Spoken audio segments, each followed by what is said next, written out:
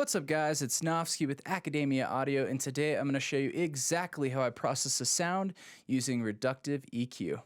Let's get it.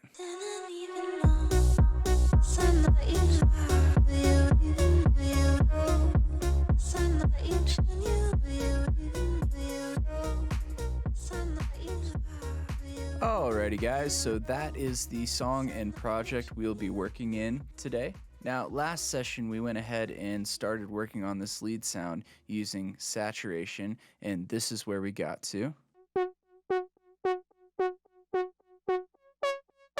Today, I want to focus on the next step of the processing chain, and that is reductive EQ. Now, just a reminder, this is a 7-part video series where I show you exactly how I go about processing any sound to get a professional final product. So before we start turning some knobs and actually going about using this reductive EQ, I do want to explain the big vision behind why it is the second step in the process chain. So if you think about a sound as a whole, right, you add saturation, which we learned in the last session. It is adding additional harmonic frequencies. So it takes the original tone of the sound and it adds additional harmonic frequencies. Well, after you've added to the sound, then you utilize an EQ to go ahead and shape that sound. Now, the reason it is a reductive EQ is typically we're pulling out any harsh frequencies or things like that, or maybe cutting some lows or cutting some highs just to kind of shape that sound. So then when we go to polish the sound, we're not polishing all the nasty frequencies that we don't want. So let's go ahead and slap an EQ on this lead and we'll start turning some knobs and get it to the shape that we want. So considering this is a lead sound, I'm going to go ahead and immediately cut out some of the lows. We don't want any of that conflicting with our sub or any of our basses. So let's go ahead and do that.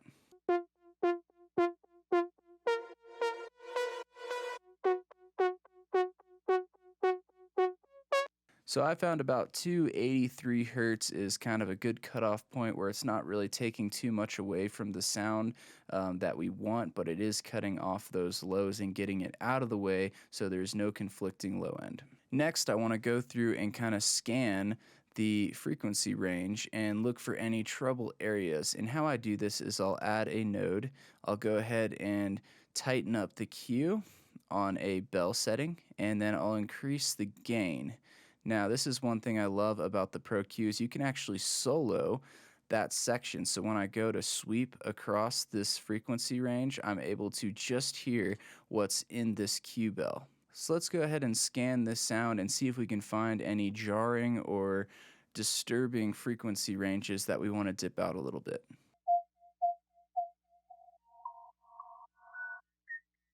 So I did find a few areas. I found one around the 700 hertz, one around the 915, and then 3293. And if you notice, these are just little cuts. It's maybe -2, -3 dB. We want to be kind of gentle when we do this. We don't want the whole sound to feel like it's lacking. We just want to kind of turn down those little frequency ranges that we feel are poking out a little bit. So from here, you can decide to shape the sound further. You can go ahead and maybe cut off some of the highs if that's what you're trying to do, maybe like this or whatever you want to do. Just remember, keep it subtle, and you want to shape the sound in the pocket that you want it to be in. Considering this is a lead, I do want it up in front, punching through the mix, but I also wanted to eliminate some of the jarring frequencies. So now that we applied an EQ, I'm going to go ahead and A and B this for you guys. I'm going to play it first with no EQ, and then halfway through I'll turn this guy on so you guys can hear the difference.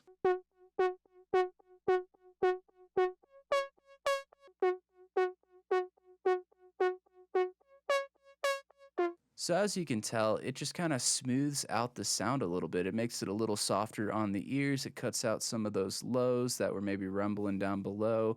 And overall, it just kind of cleans up the sound a little bit and gets us ready to move to our next phase. That pretty much wraps up the video today, guys. I hope you learned something. I hope you feel a little less intimidated when you go about, using a reductive EQ on whether a vocal or a lead or anything you're trying to process. And just know that it's not rocket science, that anybody can do this. It just takes some time and it doesn't have to be perfect. Be sure to check out our next video that we'll be releasing, and that is the next phase of the processing chain, compression. If you have any questions or comments, be sure to put those down below. Feel free to like, share, and subscribe. You guys have a blessed day. Peace.